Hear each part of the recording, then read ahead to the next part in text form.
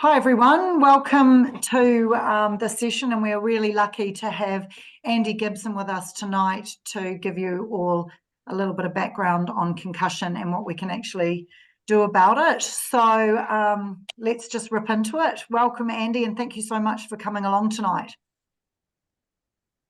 Hi Kirsten, yeah, thanks for inviting me. It's great to be here. Good evening everyone.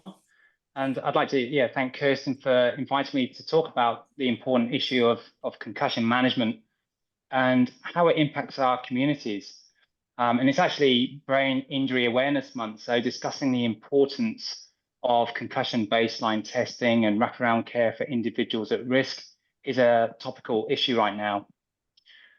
Concussions are a common type of traumatic brain injury that occur in various situations. They include sport, accidents and falls. And it's crucial to address these injuries comprehensively to ensure the best possible recovery for individuals.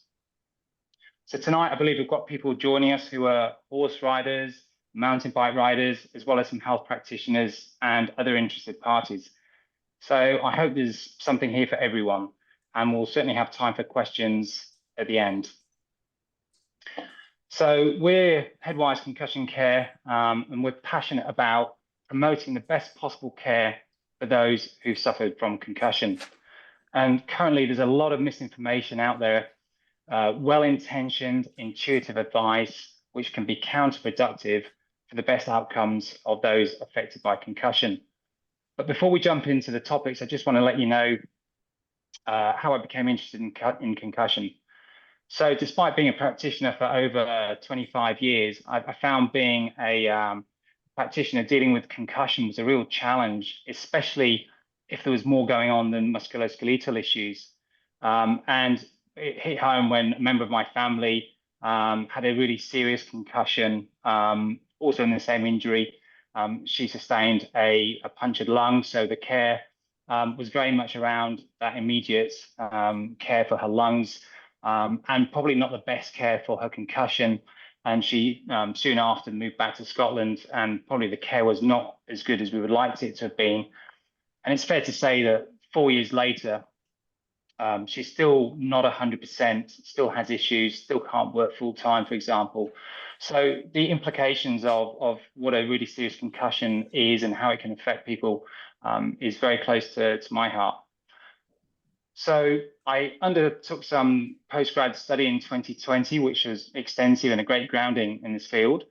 And I'm now part of a group of clinics around the world. We're part of the CCMI, or the Complete Concussion Management Group, and there are over 450 clinics around the world. It's got the largest database of concussion in the world, and every time we see a patient, we contribute to that field of research. The science around concussion and how it's managed is changing really rapidly, and making sure we're following the best practice and making research-informed decisions is vital. To that end, we're currently involved in a research project with a professor of ophthalmology, looking at producing equipment to measure the changes that can occur in the eye following a concussion. So a bit more about me. I am not a horse rider. I prefer the more stable and slightly less fickle mountain bike, but nonetheless, I do love being around horses and working with them on occasion. So definitely prefer terra firma. This evening, I'd just like to go through these points. What is a concussion? What is the problem with concussion and how it's managed in New Zealand? What is baseline testing and where does that fit in? What is connected care? And what is wraparound and holistic approach to concussion care? So I'll be talking for around half an hour or so, and as I say, we'll certainly have time at the end for questions. So jumping in, let's look at what the definition of concussion is. It's a traumatic brain injury caused by a blow, bump, or jolt to the body or the head that disrupts normal brain function. They can occur in various contexts like sports, accidents, or falls, and symptoms can appear immediately or be delayed. So it's really important to get a thorough assessment quickly. And while concussions this is where the name mild traumatic brain injury, I think, is a bit of an issue. Concussions are considered to be mild in terms of the full range of brain injuries that can occur, but the potential long-term effects and the importance of proper care cannot be underestimated. So it occurs when the brain has a really quick, rapid acceleration and deceleration following a sudden impact or jolt to the head or the body, causing the brain to rapidly accelerate within the skull. And this movement leads to chemical imbalances, affecting various aspects of both cognitive and physical function. So, as I say, a really important point to make here is that concussions can occur without there being a blow to the head. So let's look at what happens to the brain during a concussion. Following the rapid acceleration and deceleration of the brain, there's an electrical storm where the brain cells fire off really rapidly, creating a barrage of symptoms such as ringing in the ears, visual symptoms, or cognitive signs and symptoms. Chemical exchanges occur within the brain, which disrupts normal brain cell function. This means that more energy is required at a time when less is being produced. And this creates an energy crisis and ultimately a really vulnerable time for the brain. This energy crisis can create symptoms such as confusion, memory problems, headaches, and more. It can be split into two phases, really. And this first stage is where we get the mechanical stretching and shearing of the brain, and we get deformation of the nerve membranes. In the time when I learned about what a concussion was in the mid-90s, concussion was considered to be very much a structural injury where the brain moves inside the brain, it moves inside the skull, sorry, and it impacts off the front of the skull, and then it moves backwards and impacts off the back of the skull. And this caused contusions, and it was, as I say, considered to be a structural injury. Today, it's considered to be much more of a functional injury. We've got the different densities of the brain. We've got the white and the grey matter, which have very different densities. So when you get this movement, the two densities move at different rates and different speeds, and this creates a shearing, which breaks the cell membranes. This means that because it's a functional injury and not a structural injury, you cannot see a concussion on a CT scan or an MRI scan. So occasionally we might see people who come in and say, oh, years ago I had a concussion and I went to hospital, had a scan, but they couldn't see anything, all's fine, no problem. And it's not correct. You cannot see a functional injury on a scan. The second stage is actually the stage of real vulnerability. This is in many ways the more dangerous time. So symptoms may have resolved, but the brain is not back to its pre-injury level metabolically or in terms of its energy levels. And yet, when people are symptom-free is the time when people are frequently told, you can go back to work or you can go back to those sports, get on with it. And actually what we need is a minimum of 30 days to up to 40 days of rest. Well, I say rest, of not taking part in any activities where you're at risk of having a further brain injury.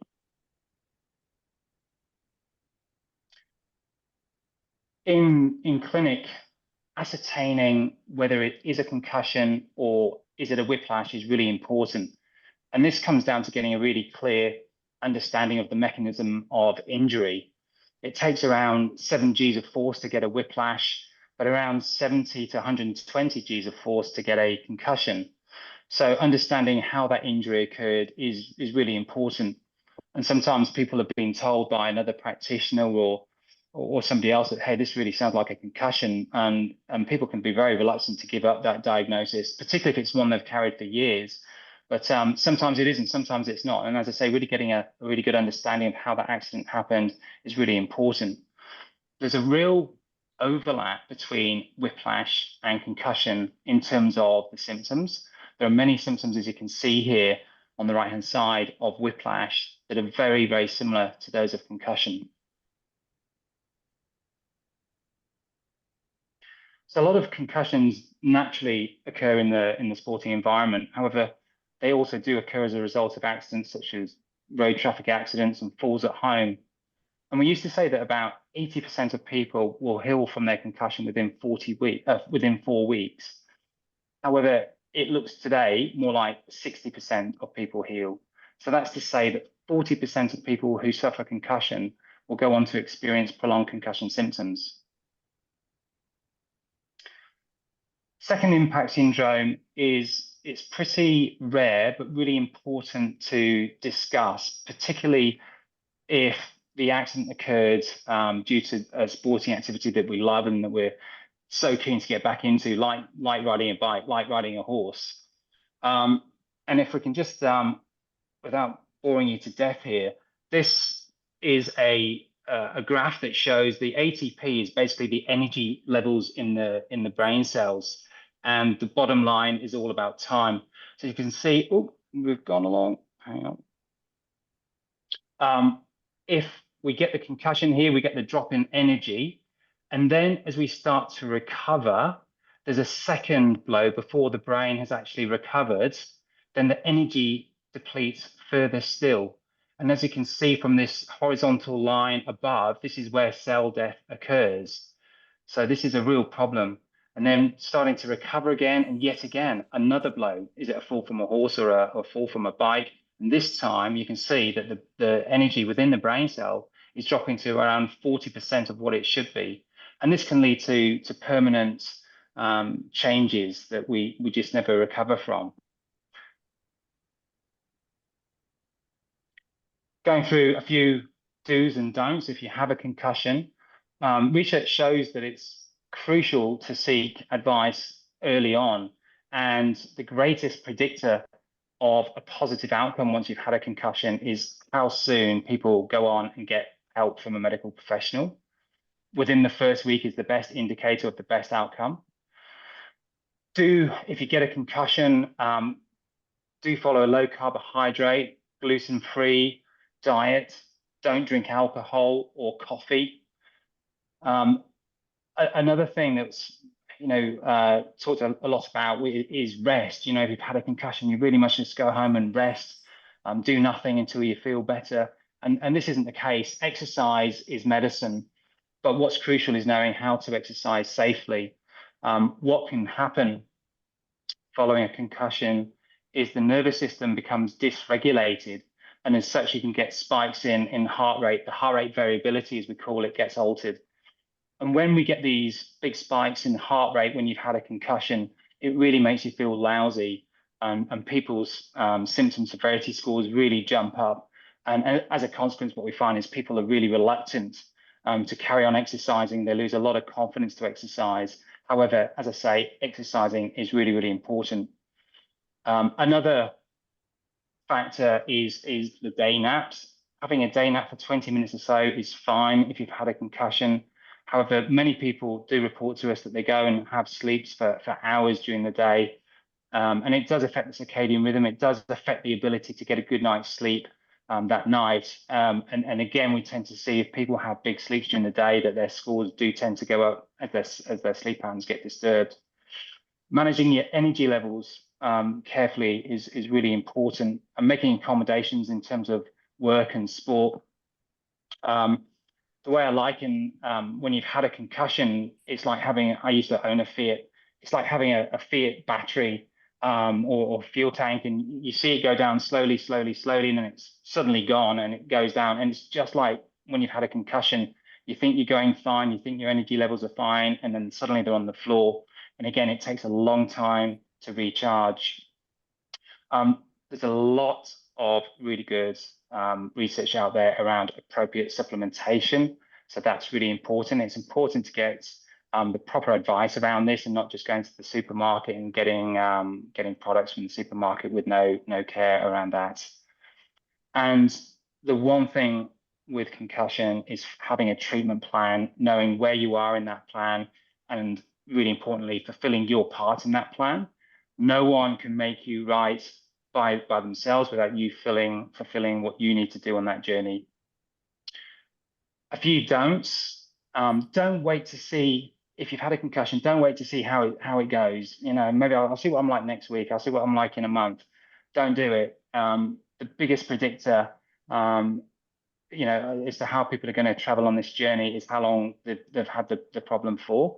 So get in and see a practitioner just as soon as you can, either in person or doing a telehealth, something like that. Do not eat junk food, that sort of carbohydrate, high polyunsaturated fats. It's really going to provoke symptom severity scores massively. It's really important that you don't get on the horse, you don't carry on cycling, you don't go running.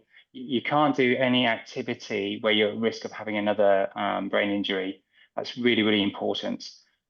Exercising, as I've already said, is important, but just doing it in a safe way. Stationary bikes, fantastic, and it's a great way, that steady state cardio, to just gently increase the heart rate whilst monitoring that you don't get any spike in your symptoms. Don't try and tough it out. It just doesn't work. I've seen it so many times over the years, and people just don't get back to where they need to be. Stressful for everyone involved there. Don't do the activities that get your heart rate too high. Do not hide away in a dark room wearing sunglasses and noise-cancelling earphones. It's kind of funny, but you hear this quite a lot, and it's advice that even GPs might hand out. And what happens when you do this? I mean, again, it's intuitive and it kind of feels like we might wish to do this, but our world shrinks and our ability, we can be light affected. That is a common symptom, for example. But actually wearing dark glasses when you're inside the house, you're setting yourself up for disaster there. It just means you become more sensitized to the light, and it's more and more of an issue. So actually getting out first thing in the morning, getting the sunlight, it's really important for the circadian rhythm, and going outside and desensitizing. Same with the noise, it can be an issue, but locking yourself away with no noise just means you're going to find that your tolerance for noise will actually get less and less, not improve. Lastly, in the don'ts, don't let anyone tell you that you can't get better. It doesn't matter if you've had a concussion years ago. If you're prepared to put the work in and follow a plan, you can get better.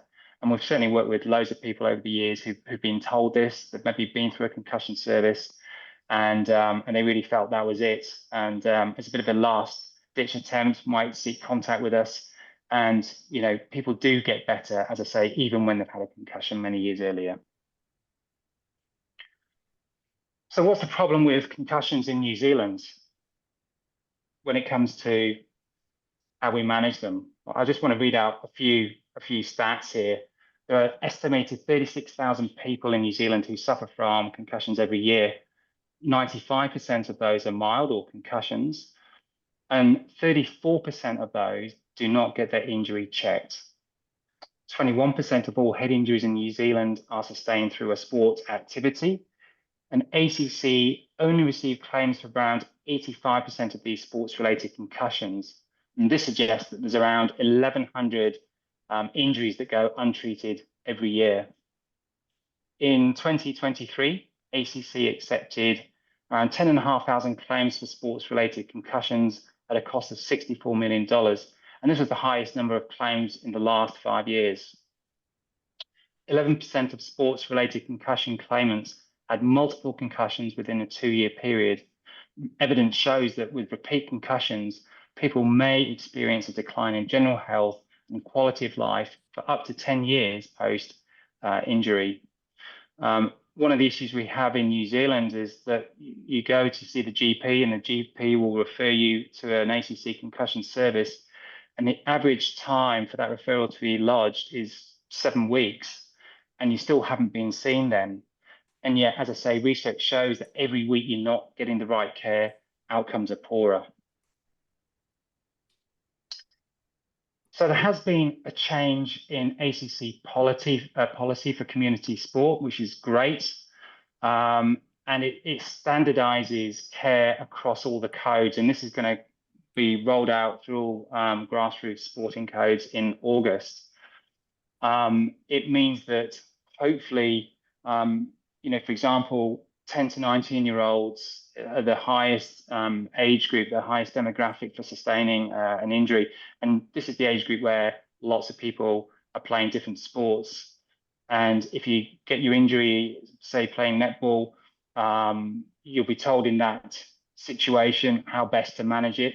But then you also play water polo, and their concussion protocol is quite different. So this is going to standardize care. The key changes that they've made are that when a player suffers a concussion, they must be symptom-free for 14 days post-injury before a graduated return to play.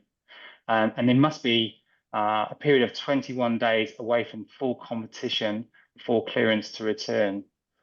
And medical clearance must be obtained prior to return to play. At Headwise, we've got 2 return to sports and return to work or learn protocols. And it's really important that people spend at least 24 hours and ideally a few days at each stage before they get back to returning to their activity.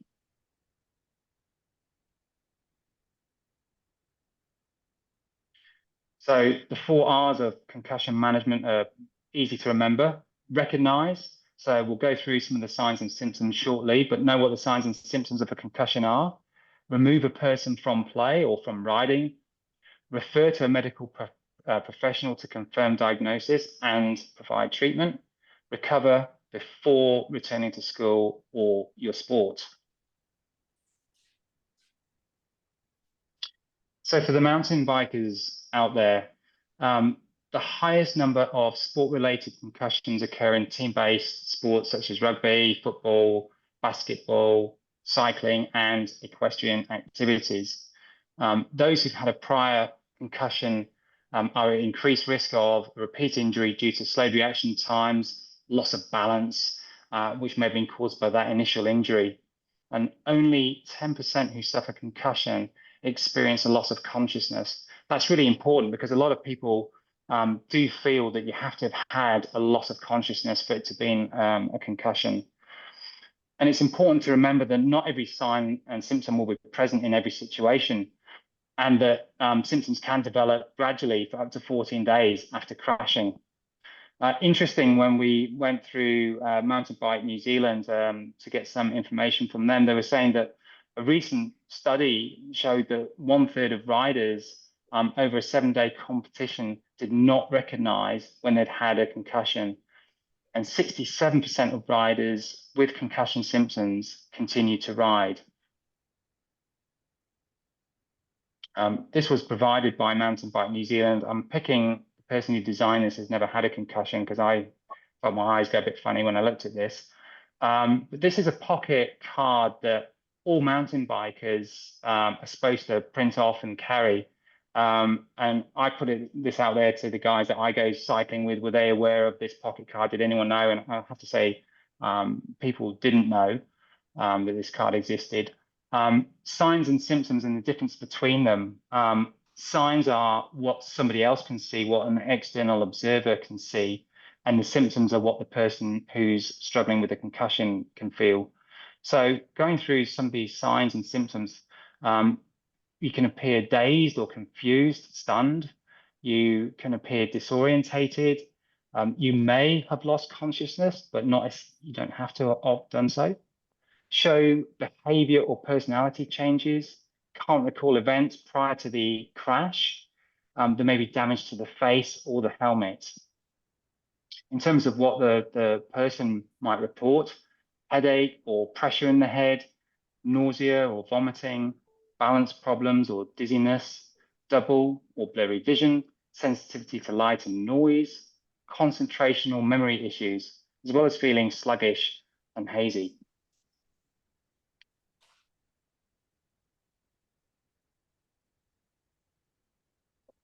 So Equestrian Sports New Zealand, this is what they had to say, and this is a direct quote from them, that concussion and rider welfare in general is everyone's responsibility and need to act in the best interest of rider and safety welfare by using those 4 R's we've just gone through. And some of the stats that they provided, in 2021, females made up 94% of horse-related concussions. Probably not surprising given the high female demographic in that sport. The age groups most susceptible to concussions were the 10 to 14-year-olds, followed by the 15 to 19-year-olds. And most horse-related concussions over the past 5 years had a highest risk of prolonged symptoms. Those who should be assessed include falls from the horse where the rider does not land on his or her feet, symptoms consistent with a possible concussion, and physical signs and symptoms with a possible concussion. Following clearance from a qualified medical practitioner, the rider should commence and progress through the graduated return to riding program provided by ESNZ. So how do we determine if there has been brain recovery? As I said, symptoms are unreliable. Imaging is not great. Findings are absent on CT and MRI. So we need objective measures. And this is where baseline testing really comes into its own. It's the most effective method of gaining whether the brain has recovered from a concussion. What it does is compare pre-injury results to post-injury results. Irrespective of symptoms, we know 100% whether somebody's recovered. So it involves a series of pre-seasonal pre-injury assessments to establish an individual's normal cognitive and physical functioning levels. And it's multimodal, which means it's a combination of physical plus computer neurocognitive testing. And baseline testing is not required to make a diagnosis of concussion, but it does take the guesswork out of return to play and return to work decisions. So these are some of the things that we look at when we're doing a baseline test. We'll go through a very detailed concussion history, asking how many concussions you've had. Are they happening more frequently? Are they happening more frequently with less force? We go through medical history, issues such as learning difficulties, ADHD, for example. If people have got ADHD, they're much more likely statistically to go on and suffer with prolonged concussion symptoms. If there's been a history of depression, people are more likely, 50% more likely, in fact, to go on and struggle with prolonged concussion symptoms. We'll run through the SCAP-5 scoring system, and this consists of 22 different systems, which we grade 0 to 6, and this gives us a score out of 132. Again, the higher that symptom severity score, it's a high indication of whether people are likely to go on and struggle with ongoing concussion symptoms. We measure concentration, visual tracking and processing speed. We have some technology to help assess balance, and we get people to do dual tasks at the same time as checking their balance. We look for postural sway and reaction time, as well as delayed recall. So as I said, the absence of symptoms does not mean recovery, and yet this is the time when most people are told that they're fine. So when you're comparing pre-injury test results to post-injury test results, you're in the best position possible to make the safest decisions on whether the brain has recovered to those pre-injury levels. And this limits the chances of putting the person back in a potentially dangerous situation in terms of the risk of sustaining further injury. So by providing baseline testing, it helps us to create individualized assessments. By establishing a baseline, we can tailor treatment plans according to each individual's unique needs, and this enables more effective care. It also enables us to make more accurate diagnosis. Comparing post-injury test results with baseline allows us to make more accurate diagnosis of concussion and ensuring that we can get the appropriate treatment and the appropriate management. So using telehealth has been really, really helpful for us. Ever since COVID, we've found that particularly when it comes to concussion care, concussion management, establishing appropriate treatment plans, telehealth works really, really well. And we found that during COVID, we had people with really high symptom severity scores, and simply working with the treatment plans through telehealth, we were able to help people's symptom severity score reduce by up to 50%. We use them these days as well to conduct initial assessment, to evaluate patient symptoms, and to determine the severity of the concussion, as well as providing follow-up care. We use it to assess patients' progress, discuss symptoms, and guide them on self-management strategies. as well as using it to triage whether further medical intervention is required. And it allows us to educate patients and their caregivers about concussions, including information on symptoms, recovery timelines, and appropriate activities to engage in during the recovery process. And we can provide advice and answers to questions that patients so make sure they receive accurate and helpful guidance. Our concussion app has been hugely effective in the care of concussion patients. We use it to do two things. We actually use it to provide our neurocognitive testing. It's even got within this app balancing technology built in, so we use it for our balance tests. We also have patients report back to us on a daily basis about their symptom severity score and progress reports, so that we can, in real time, change their treatment plan as necessary. And this allows for in-between treatment care. So in many ways, recovery from concussion is simple, but it's definitely not easy. So shifting our focus to the concept of wraparound care for concussion recovery, it involves a coordinated and comprehensive approach to address the various dimensions of concussion recovery, including physical, emotional, and cognitive aspects. And medical management and collaboration between healthcare professionals such as GPs and neuro-optometrists, neurophysios, it's really essential. And we've got to work as a team to address the complex nature of how concussions tend to manifest. Rehabilitation and therapy, implementing individualized programs to improve strength and balance and coordination, as well as cognitive function.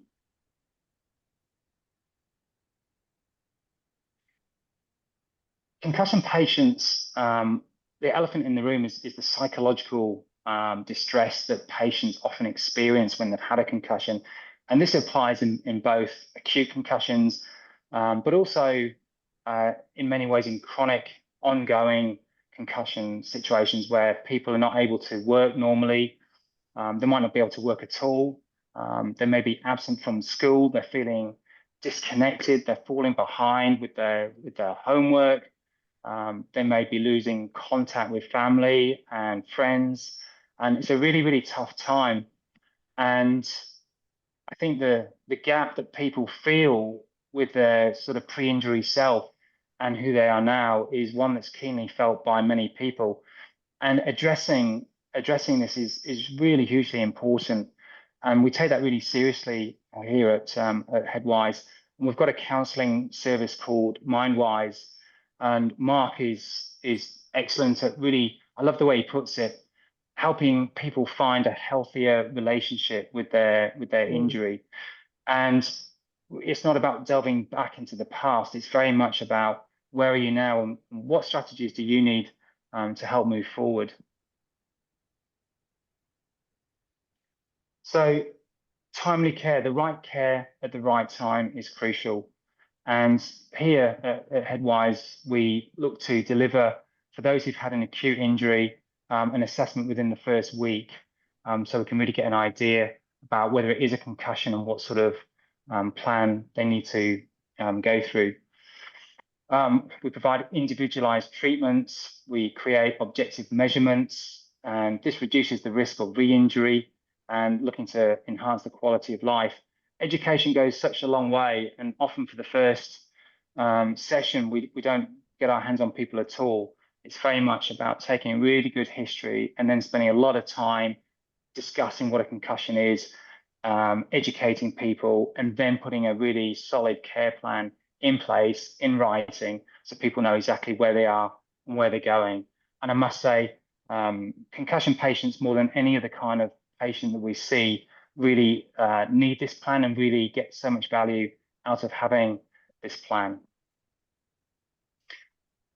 So in conclusion, comprehensive concussion care requires a holistic approach that encompasses initial assessment, rest, recovery, and a gradual return to activities. It requires multidisciplinary collaboration, rehabilitation, and mental health support. And by understanding the importance of each stage in the recovery process, individuals can receive the appropriate care, facilitate healing, and optimize their chances of a successful recovery.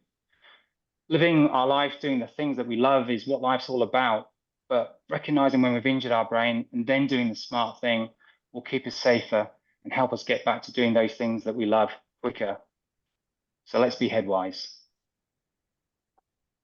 Thanks very much. Fantastic. Excellent. Thank you so much, Andy. Now, I'm not sure why we've just jumped screens here. Mine has. That was awesome. Now, we've got some questions here, Andy. Great. Here we go. Perfect. So, if you've had concussions several years ago, can you actually still do something about that? Yeah, that's a great question.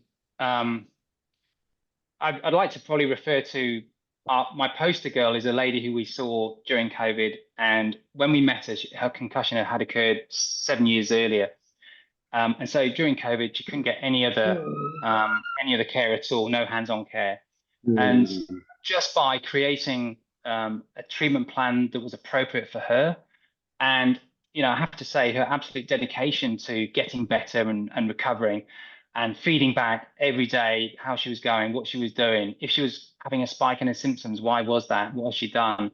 How was her sleep? How was her diet? She did everything that was asked of her. And I know after 3 months in that case, her symptom severity score went from the high 70s down to the low teens. And that was, as I say, with no manual therapy at all. That was simply having the right care plan. And really, it was her having a fantastic recovery mindset. So yeah, there we are. I mean, 7 years down the line, you can get better.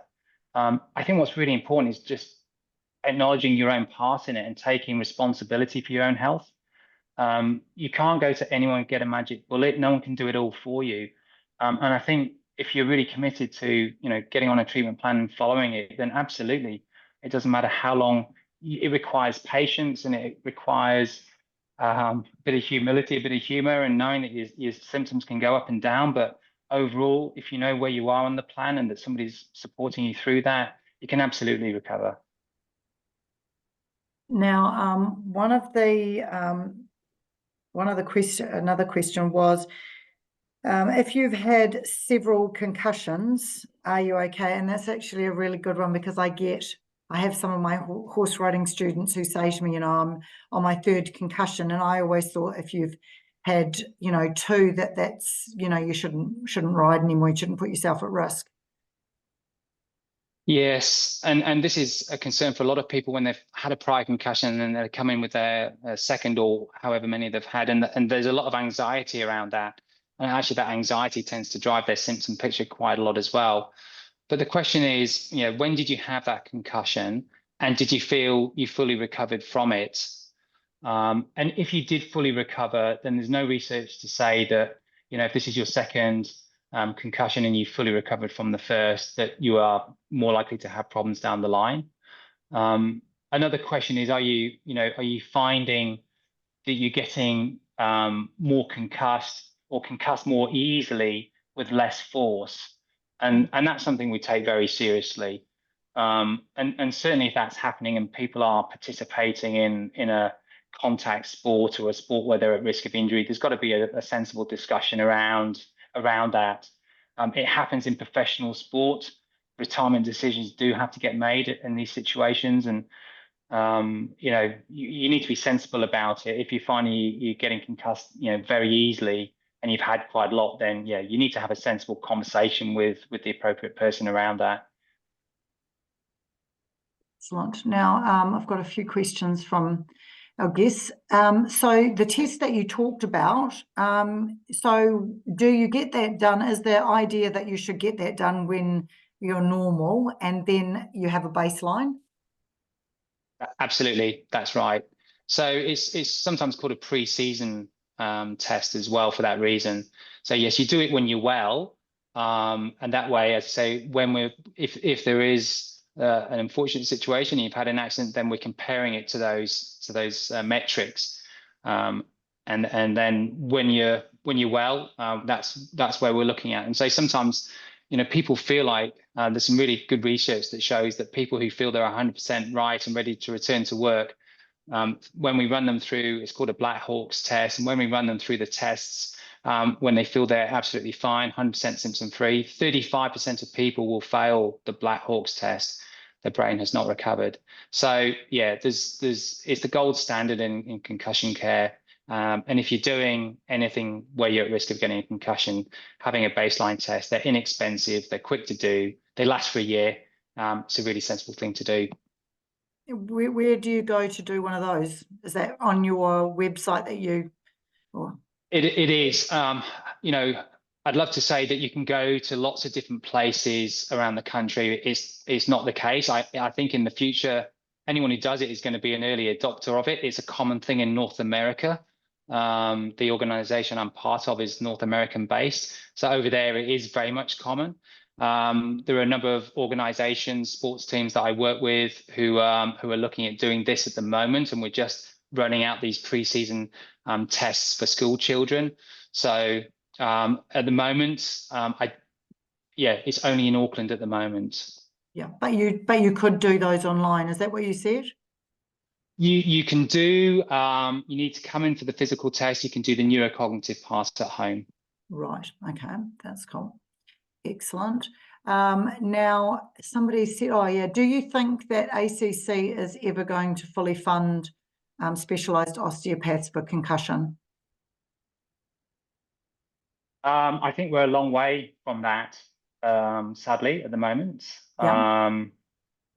Allied Health, I was attending a sports physicians conference in Wellington at the end of last year, and Allied Health it's right on the periphery, and this includes physiotherapy. It's a medicalized diagnosis, concussion at the moment in New Zealand, which I think is an issue. And even, there were sports physicians saying that Allied Health should really be doing more and be enabled to do more, because those stats I was reading out are in part due to the fact that everything is medicalized, and getting in to see a concussion specialist takes many weeks. The referral takes weeks, and then getting in takes weeks, by which point people are getting worse. So I think it's in the discussion, Allied Health doing more, and I'm certainly playing my part in that, having discussions with ACC. So I think in years to come, I have no timeline. I think absolutely it will, because I think when medical professionals themselves, the doctors themselves, are saying, hey, we're swamped, people are struggling, the research shows that people are struggling, and they're asking medical Allied Health to do more, I'd like to think it will happen sooner rather than later. And I think it's providing good research and continuing to make that case. Okay. And you talked about supplementation. So what sort of things, were you talking about? Yep, there's some really good research around omega-3 fatty acids, for example. Very strong research around that. As I talked about, there's a high inflammatory response in the brain following a concussion. And so having a really good quality omega-3 fatty acid is really, really important to help reduce that inflammatory load. Additionally, magnesium, one of the things that happens following a concussion is that the cell wall, the cell membrane breaks, and things like calcium enter the cell when they shouldn't otherwise. And that calcium tends to bind to our energy stores, our little energy cells called the mitochondria. And that's part of the reason why we get this big depletion in energy levels. And what the magnesium does is act as a calcium blocker. So again, having the right magnesium in the right dosage is really important. Also crucial for sleep. You need at least 400 milligrams a day of magnesium to sleep. And one of the common signs and people reporting is sleep disturbance, ability to get to sleep actually, but then frequently waking as well. And that's one of the things we also monitor is sleep patterns. So if people aren't sleeping, they're not healing. Yeah, that's good to know. As I'm always saying to everyone, magnesium is really good for you, and the omega oils. Now, somebody's asked, with the cardio, with the exercise, what sort of heart rate is recommended, or does it depend on the symptoms? It depends on the individual. It's not a one size fits all there. What we do if we see somebody in the clinic is we'll put them on the treadmill and do a walking test with a heart rate monitor on. And this is called the Buffalo Concussion Treadmill Test. If people, and if we do that, we put them through various stages and slightly increase the stress whilst closely monitoring their heart rate. And there's a little questionnaire of symptom reporting. We'll very closely monitor the symptoms. And if there's an increase in 3 points on the symptom score, then we'll stop the test. We'll see where the heart rate is, and then we'll work at 80% of that. If we're not seeing people in the clinic, we'll try and work with what we've got. It's excellent if people have a smartwatch and they can sort of monitor their own heart rate. It's really important that, if you have one, you're just watching that you don't get those spikes in heart rate. Going for walks can be hard for steady state, because if you're on a hill, you're going to increase the load, and downhill the opposite. So if there's a stationary bike, then that's excellent for exercise rehab. And this is not cardio rehab. This is very much about normalizing the sympathetic nervous system and normalizing blood supply to the brain. And have you come across hyperbaric oxygen therapy for concussion? Yes, I have. I don't use it myself. I think there are some centers that do, and there are some that don't. I think, like many things, currently there's not amazing research out there to support it. But I wouldn't be surprised in the future if research is out there that does show that it's helpful. I know there are some centers in North America that do use it. But yeah, as I say, there isn't terribly strong research currently to support that. Okay. And what, in your experience, what is the most challenging aspect of treatment? I think it's if people don't have, well, put it the other way, if people have a great recovery mindset, it's just brilliant. And I'm feeling like, okay, we've got this, we can work with anything. I think if people, they might have been told that they can't get better, they might have had it for years, they might not have great support, they might not be able to work. And I think people, when it's gone on for a really long time and fallen through the cracks, fallen through the previous concussion care service, some people can be really, really low and physically really struggling. And so working with people to try and pick them up and show them there is a plan, but you can't do this for them. People have to do their own work. So I think when people have just struggled for months and years and incredibly affected emotionally, they need more help than often what we can give. We can be part of the solution, but often not all of it. So trying to put the right professionals around them, either in their area or online, is really important. We certainly work with a lot of people around the country. We have a lot of people that work with us around the country via telehealth. So we do have a lot of networks around the country. But I think really supporting that mental health aspect is key, and dealing with working alongside, experts in this field when necessary. You're in the hot seat now, I've got all these questions. So you're all right to carry on with a few more questions? Yes, absolutely. Excellent. So you do the research maybe for ACC on the concussion recovery, or do you give the research that you're doing on the concussion recovery results that you're achieving? If so, could more clinics using CCMI join into the research? Well, that would be a question for CCMI.